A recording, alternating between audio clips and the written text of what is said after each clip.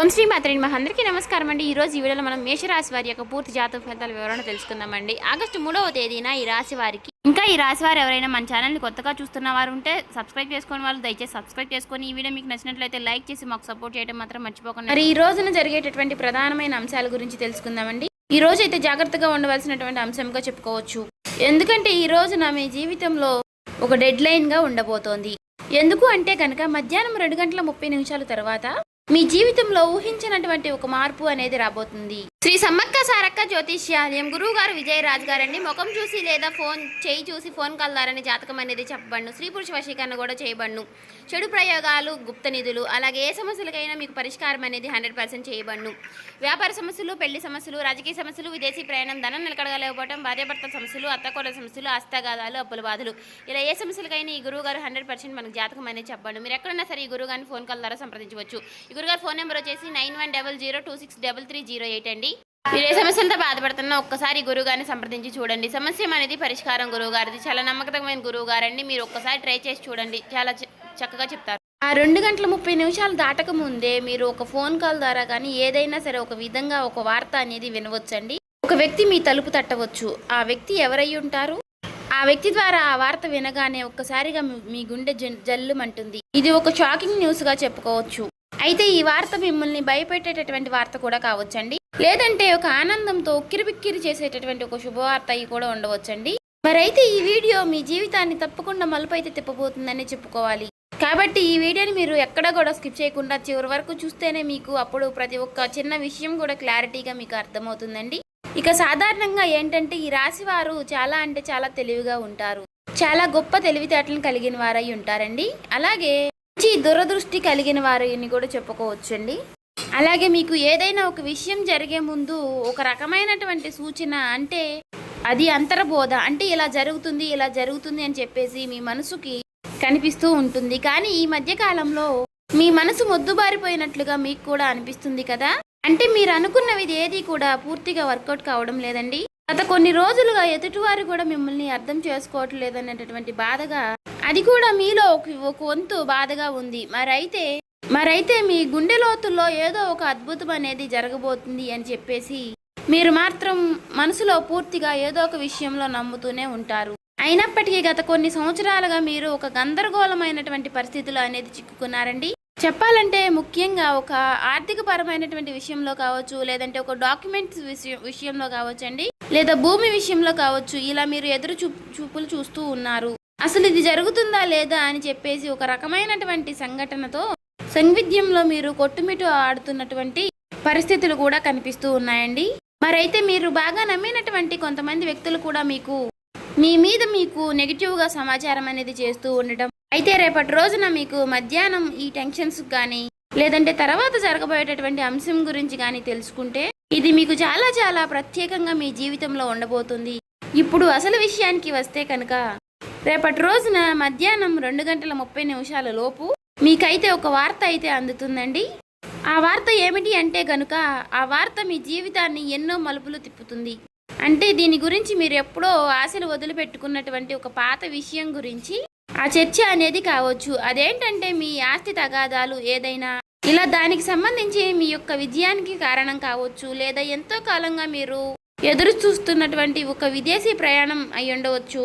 ఇంకా లేదంటే ఒక భారీ మొత్తం ఒక అమౌంట్ అనేది మీ అకౌంట్లో పడడం, దాని గురించి అయ్యి ఉండవచ్చు. మరి మీకు రేపటి రోజున ఆ సమయంలో ఒక శుభ పరిమాణం అనే చెప్పుకోవచ్చండి. అందులో కూడా ఒక ట్విస్ట్ ఉంటుందండి. ఆ వార్త వినగానే మీకు నేరుగా అయితే ఆ వార్త ఏమీ రాదండి. ఏదైనా ఒక వ్యక్తి ద్వారా హఠాత్తుగా ఆ వార్త అనేది మిమ్మల్ని చేరుకుంటుంది. మీ గుండె ఎందుకు జల్లుమంటుంది అంటే ఆ వార్త వినగానే మీ గుండె జల్లుమనడానికి 2 రకాలైనటువంటి కారణాలు అయితే లేకపోలేదండి. మొదటిది ఏంటి అంటే నమ్మలేనటువంటి ఒక నిజం. అంటే ఇది మనకి సాధ్యం కాదు కదా అని పూర్తిగా ఫిక్స్ అయిపోయినటువంటి ఒక నిజం. కానీ ఆ వార్త వినగానే అది సాధ్యమైపోయిన అని తెలుసుకోగానే మీ యొక్క మెదడు మొద్దుబారిపోయినట్టుగా అయిపోతుంది. అంటే మీరు చాలా ఆశ్చర్యపోతారన్నమాట. ఆ షాకింగ్ న్యూస్ వల్ల వచ్చేటటువంటి ఎమోషన్ ఏదైతే ఉందో అది మీ గుండెను కూడా తాకుతుంది. ఇక ఆ వార్తతో పాటుగా ఒక పాత వ్యక్తి పేరు కూడా మీకు రేపటి రోజున బయటకు వస్తుంది. అతను లేదంటే ఆమె మరలా వారు మీ జీవితంలోకి రావడం అనేది జరుగుతుందన్నమాట. వారు వచ్చారా అనేటటువంటి ఒక షాకింగ్ అనేది మీలో కలుగుతుందండి. అది ఆనందం, భయం రెండు కలగలిపినటువంటి ఒక రకమైనటువంటి ఒక గొప్ప అనుభూతి లాగా మీకు అనిపిస్తుంది. ఈ అనుభూతి కారణంగా మీకు ఊహించిన విధంగా వచ్చేటటువంటి ఆ ఒక్క వార్త కారణంగా మీరు ఒక్కసారిగా ఆశ్చర్యపోయేటటువంటి అవకాశాలు కూడా చాలా అంటే చాలా ఎక్కువగా కనిపిస్తున్నాయండి. అయితే అసలు మరి ఇప్పుడు ఇది ఎందుకు జరుగుతుంది అంటే, ఇప్పుడు మీరు సాధారణంగా మీరు ఈ 2 గంటల 30 నిమిషాల లోపు దీనికి సంబంధించినటువంటి దీనికి కారణం ఏమిటంటే, మీరు గతంలో చేసినటువంటి ఒక రహస్యకరమైనటువంటి ఒక సహాయం అనేది, లేదంటే ఒక ఇన్వెస్ట్మెంట్లో మీరు పూర్తిగా మర్చిపోయినటువంటి పూర్తిగా ఒక పని, దానికి సంబంధించినటువంటి ఒక మంచి ఫలితాలను అయితే మీకు ఇప్పుడు ఇస్తుందండి. మీ వెనుక ఎవరో మీకు తెలియకుండానే ఈ పని అనేది పూర్తి చేస్తారు. ఎవరు చేసుంటారు అని చెప్పుకోవాలి అంటే మాత్రం ఆ భగవంతుడే చేశారని చెప్పుకోవాలి. అంటే ఈ రోజున కొంతమంది వ్యక్తులు ఆ నిజాన్ని బయట పెట్టాలి అని నిర్ణయించుకుని ఉంటారు. అయితే అందుచేత వారు ఊహించని విధంగా మీకు ఈ ధనలాభం అనేది మీదే, ఈ ఆస్తి కూడా మీదే, దానికి సంబంధించినటువంటి డాక్యుమెంట్స్ కానీ ఇలాంటివి ఏవైనా సరే తీసుకువచ్చి మీకు పూర్తిగా వివరణ అనేది చేస్తారండి. వీటన్నిటిని చూసుకుంటే కొంచెం రెస్ట్ తీసుకునేటటువంటి ప్రశాంతకరమైనటువంటి రోజు అని చెప్పుకోవచ్చు. ఊహించిన విధంగా వారు చెప్పడం వల్ల మీకు కొంచెం ఆశ్చర్యకరంగా అనిపిస్తుంది. అయితే దీనికి మరొక రీజన్ కూడా ఉందండి. గ్రహస్థితి పరంగా చూసుకున్నట్లయితే గనుక మీకు ఈ రోజున శని ప్రభావం అనేది కొంచెం తక్కువగానే కనిపిస్తుంది. అలాగే ఈ రోజున మీకు శని భగవానుడు మంచి అవకాశాలను కూడా ఇవ్వబోతున్నాడండి. రాహువుల యొక్క సంచారం, గురు దృష్టి మీ యొక్క రాశి యొక్క పైన కూడా పడిందండి. కాబట్టి ఈ 2 గంటల 30 నిమిషాలు అనేది ఈ రాశి వారికి ఒక ముహూర్తం లాంటిది అన్నమాట.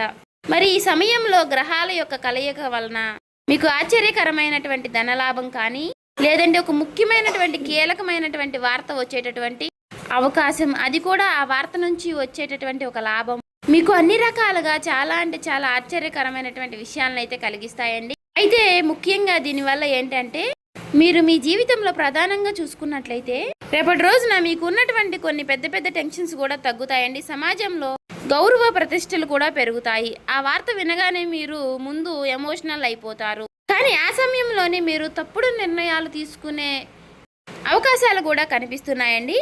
అంటే అలాగే ఏదైనా మీరు కొంచెం అంటే మీకు బీపీ అనారోగ్య సమస్యలు ఉన్నవారు కూడా ఆవేశపడిపోయి తొందరపడి నిర్ణయాలు తీసుకోకుండా కొంచెం ప్రశాంతంగా నిర్ణయాలు తీసుకోవడం, సమర్థవంతంగా ఎదుర్కొనేటటువంటి ప్రయత్నం అనేది చేయాలండి. అటువంటి శక్తి ఉన్నప్పుడు ఏ విధంగా కూడా మనం భయపడాల్సిన అవసరం అయితే లేదండి. ప్రతి ఒక్క మనిషి విషయంలోనూ కూడా శుభవార్తలు అశుభవార్తలు సాధారణం. ఒక్కొక్క రోజు మనకు చాలా ప్రశాంతంగా అనిపిస్తుంది, ఒక్కొక్క రోజు అసలు ఈ రోజే బాగాలేదు, చాలా ఒత్తిడిగా ఉంది, నిద్ర లేచినప్పటి నుంచి ఎవరి ముఖం చూసాము అన్నట్లుగా ఒక రకమైనటువంటి ఫీలింగ్ అనేది మనలో కలుగుతూ ఉంటుంది.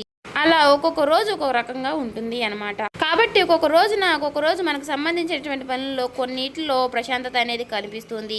అదేవిధంగా ఒక్కొక్క రోజు మనకు సంబంధించిన పనుల్లో పూర్తిగా డేలా పడిపోతామేమో అన్నట్లుగా అనిపిస్తూ ఉంటుంది. కాబట్టి ఏదైనా మన ఆలోచన విధానంలో మనం తీసుకునే నిర్ణయాలు బట్టి ఉంటుందండి. కాబట్టి ఈ రోజున ఉదయం టైంలో ఆ శివుడి యొక్క ఆరాధన చేసుకోవడం, ఓం నమః శివాయ అనే మంత్రాన్ని జపించుకుంటూ ఉండడం, వీలైతే మీరు శివాలయానికి వెళ్ళి 11 ప్రదక్షిణలు కానీ 21 ప్రదక్షిణలు కానీ చేసుకుని కాసేపు ఆ ఆలయంలో ప్రశాంతంగా కూర్చుని శివుని దర్శనం చేసుకుని మీకు వీలైనన్ని సార్లు లేదంటే 108 సార్లు కానీ ఓం నమః శివాయ అనే మంత్రాన్ని జపించడం వల్ల మీకు ఉన్నటువంటి కొన్ని నెగిటివిటీ అనేది తొలగిపోయి పాజిటివిటీ అనేది పాస్ అవుతుందండి. ఒక మాటలో చెప్పాలంటే మైండ్ అంతా కూడా మీకు కొంచెం రిలీఫ్ అనేది ఇస్తుంది. ఇది ఒక విశేషమైనటువంటి రోజుగా చెప్పుకోవచ్చు. ఇక ఈ రోజు మధ్యాహ్న సమయంలో మీరు ఎవరితో కూడా గొడవలకు కానీ తగాదలకు కానీ పోవద్దండి. ఈ రోజున మీరు నీలం రంగు దుస్తువులు ధరించడం వల్ల మీకు మరింత ప్రశాంతతను ఇస్తుందన్నమాట. అంతేకాకుండా ఈ రోజున మీకు పసుపు రంగు వస్త్రధారణ కూడా మీకు ఎంతో జయం కలిగిస్తుందండి. అలాగే ఈ రోజు మధ్యాహ్నం మీ జీవితాన్ని మార్చేసేటటువంటి ఒక ఫోన్ కాల్ అనేది మీకు వస్తుందండి. ఆ ఫోన్ కాల్ రూపంలో మీ జీవితంలో ఒక సరికొత్త వెలుగుని నింపాలని చెప్పేసి మనస్ఫూర్తిగా నేను కూడా కోరుకుంటున్నాను. ఇక ఈ రోజున మీకు తూర్పు దిక్కు ప్రయాణం అనేది ఎంతో విశేషంగా ఉంటుంది. ఇక ఎప్పుడూ కూడా మీకు వీలైనంత సహాయం మీరు ఎవరికైనా చేయడంలో మీరు ముందుంటారు. ఒకరిని ముంచాలి, ఒకరిని నష్టపెట్టాలి, ఒకరికి సమస్యలు కలిగించాలని చెప్పేసి మీరు ఎప్పుడు కూడా అనుకోరు.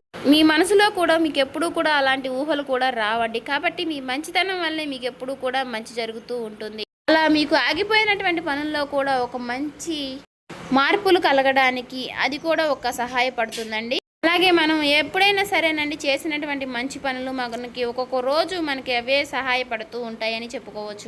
అలా నిదర్శనమే ఈ రోజు అండి. కాబట్టి మీ జీవితంలో రాబోయేటటువంటి మీ జీవితంలో ఒక మంచి మార్పు అనేది వస్తుంది. మీరు మనస్ఫూర్తిగా మంచిగా ఈ రోజున పాజిటివ్గా ఉండండి. మీ మనసులో మీరు ఎప్పుడు ఎటువంటి నెగిటివ్ ఆలోచనలు అనేవి చేయకండి.